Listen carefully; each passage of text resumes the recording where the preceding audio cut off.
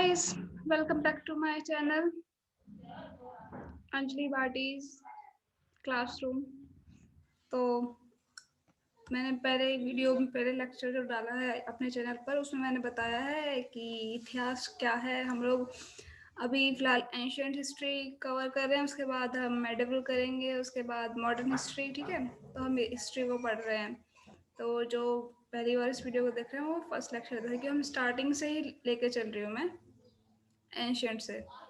तो आगे बढ़ते हैं। तो मैंने बताया था कि इतिहास क्या है और इतिहासकारों ने प्रागैतिहासिक काल को कितने प्रकारों में बांटा है। पुरापाषाण काल, मध्य पाषाण काल, नवपाषाण, उसमें क्या क्या था, कैसे था, खोज में क्या क्या प्राप्त हुआ है, कहाँ कहाँ पे प्राप्त हुआ है। तो हम आगे बढ़ते हैं कि नवपाषाण काल के बाद कौन सा युग आता है।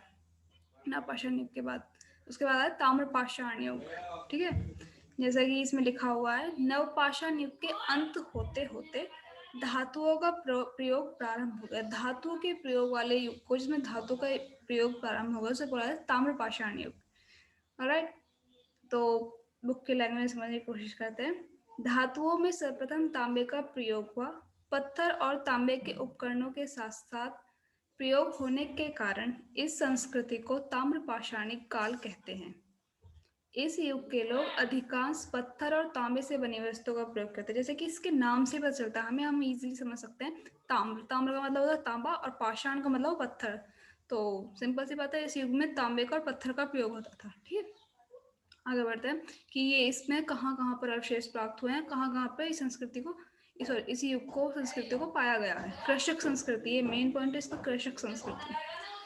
दक्षिणी पूर्वी राजस्थान, मध्य प्रदेश, पश्चिमी मध्य प्रदेश, पश्चिमी महाराष्ट्र। ऑलराइट, तो यहाँ पे जो ताम्रपाषाण युग के लोग थे वो पशुपालन करते थे और कृषि भी करते। ये मेन पॉइंट है कि पशुपालन और कृषि करते थे। नवपाषाण के भी करते थे, लेकिन उन्हें बताया नहीं गया है कि क्या क्या किस चीज़ की खेती करते थे, कौन से पशुओं को पालते थे। लेकिन इसमें क्लियरली बताया गया कि कौन कौन से पशुओं को पालते थे और कृषि क्या क्या करते थे। वो कृषि का मैं आपको आगे बताऊंगी कि कौन कौन सी चीज़ों की कृषि करते थे। तो वे गाय, भेड़, बकरी, सुअर और भैंस रखते थे। इन पशुओं को वो पालते थे और इनका शिकार करते थे। ओके, तो आगे बढ़ते हैं।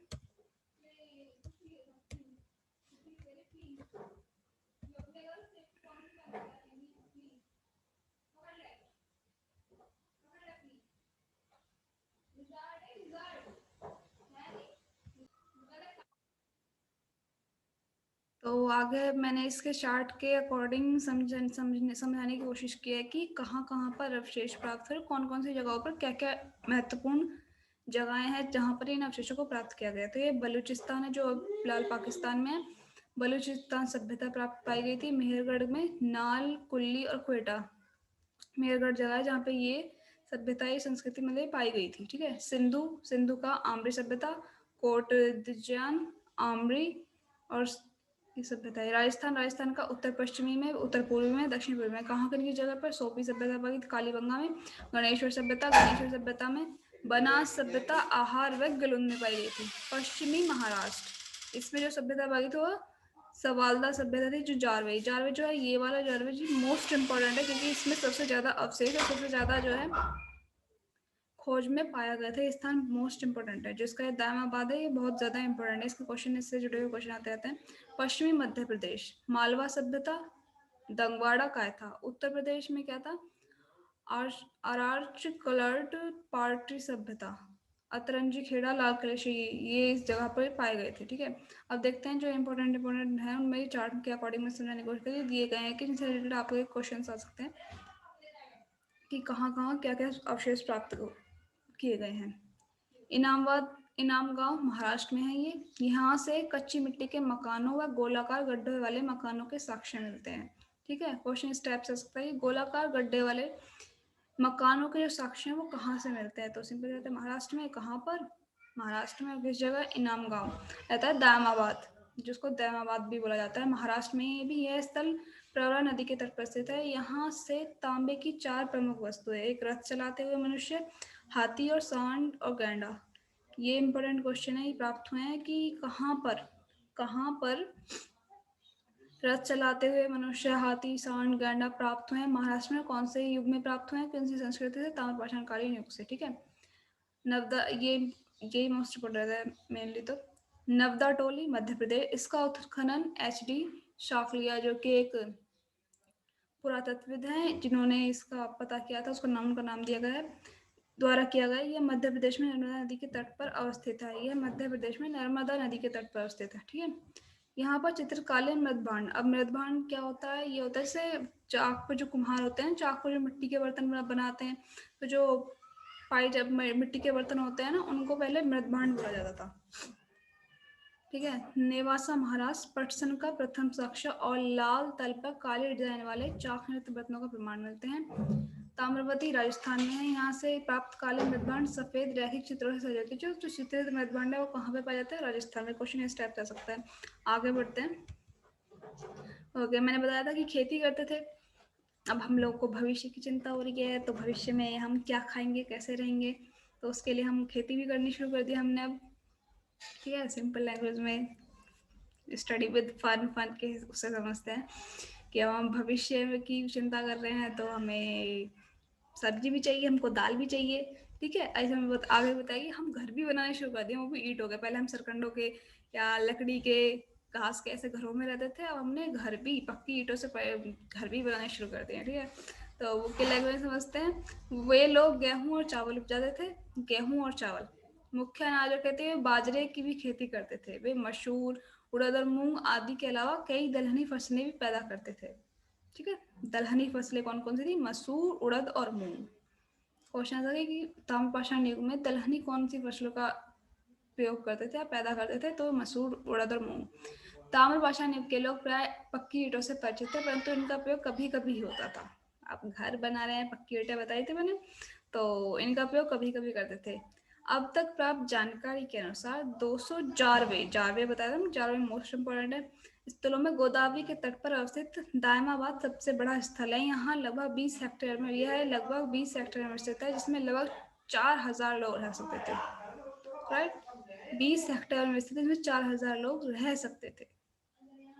महाराष्ट्र के, ये देखिए कि इंपॉर्टेंट लाइन ये आती है। महाराष्ट्र के लोग मृतक की अस्थियों को कलश में रखकर अपने घर में फर्श के अंदर उत्तर दक्षिण दिशा में गाड़ते थे। अब हमारी संस्कृति, हमारी सभ्यता में अब इस फिलहाल क्या है कि हिंदू सभ्यता में कि हम लोग जो है, जो हमारे मृतक लोग की अस्थियां होती है, उन्हें हम गंगा में विसर्जित करते हैं। लेकिन पहले क्या होता था कि उत्तर दक्षिण दिशा में घर के फर्श में ही, घर में ही गाड़ते थे। ठीक है। ताम्रपाषाण युग के लोग माता देवी की पूजा करते थे। वहां पे जो माता देवी की पूजा का अनुमान कैसे लगा? वहां पे स्त्री की मूर्ति मिली है, तो उससे अनुमान लगाया जाता है। स्त्रियों की मूर्तियां मिली हैं खोज में, तो उससे अनुमान लगा माता देवी की पूजा करते थे। ताम्रपाषाण के लोग वस्त्र निर्माण विधि से सुपरिचित थे। अब हम इतना ग्रो कर रहे हैं, तो हमें वस्त्र बनाने भी आते हैं इस युग में। ताम्रपाषाण युग में वस्त्र निर्माण विधि से भी हम परिचित हैं। पहनने के लिए वस्त्र तो चाहिए, अब घर रहने के लिए सब कुछ है, तो वस्त्र भी तो चाहिए। ठीक है। ताम्रपाषाण, अब समझने की कोशिश करते हैं कि ताम्रपाषाण युग का महत्व क्या है इस युग का। पाषाण कालीन अधिकतर लोग तांबे के पिघलाने की कला जानते थे। ये इंपॉर्टेंट है कि क्वेश्चन था कि कौन से युग के लोग तांबे को पिघलाने की कला जानते थे। तांबा आ रहा है, ताम्रपाषाण, सिंपल सा हम ऐसे रिलेट करके हम इजीली याद कर सकते हैं। लगभग सभी ताम्रपाषाण समुदाय के लोग चाक पर बने काले लाल मृदभांड, बताया था मैंने मृदभांड किसे बोलते हैं। स्टार्टिंग में चाक पर बर्तन बनाए जाते हैं, उन्हें आप मिट्टी के बर्तन जैसे घड़े होते हैं या फिर कोई पॉट वगैरह जो होते हैं ना, उन्हें बोलते हैं काला। पहले उस टाइम पर काले और लाल और चित्रित पाए जाते थे। यहाँ चित्रित मृदभांड सबसे पहले प्रयोग करने वाला इस समुदाय के लोग हैं। तो ये क्वेश्चन इस टाइप है, चित्रित मृदभांडों को सबसे पहले प्रयोग करने वाले कौन से समुदाय के लोग हैं? तो कौन से हैं? ताम्रपाषाण युग के लोग।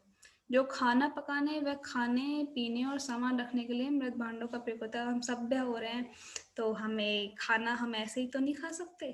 अच्छे बोलते हैं ना कि अच्छे बच्चे अच्छे से खाना खाते हैं, तो अच्छे लोग भी तो अच्छे से खाना खाएंगे तमीज़ से। तो खाना पकाने व खाना पीने के सामान रखने के लिए ये इनका यूज़ करते थे मृत भांडों का, और बर्तन टाइप में भी इनका यूज़ करते थे। ठीक है। लगभग सभी ताम्रपाषाण समुदाय के लोग चाक पर बने काले लाल मृत, ये लाइन दोबारा से रिपीट हो गई, सॉरी। सर्वप्रथम ताम्रपाषाण काल के लोगों ने प्रायद्वीपीय भारत में बड़े बड़े गांव बसाए। अब ये इंपोर्टेंट आ जाता है, ये लाइन यहाँ पर आती है कि क्वेश्चन इस टाइप में आगा कि सर्वप्रथम ताम्रपाषाण काल के लोगों ने कहाँ पर बड़े बड़े गांव बसाए? तो कहाँ पर बनाए? प्रायद्वीपीय भारत पर। यह पश्चिमी भारत में अभी कहाँ कहाँ पर ये बताने की कोशिश की कहाँ पे और कौन कौन सी जगह भारत में किस किस जगह पे क्या क्या फसल उगाते थे। तो ये पश्चिमी भारत में जौ गेहूँ और मूंग, दक्षिण में पूर्वी भारत दक्षिण में पूर्वी भारत में चावल पैदा करते थे। इसके साथ साथ मांस मछली भी खाते थे, नॉन वेज भी थे।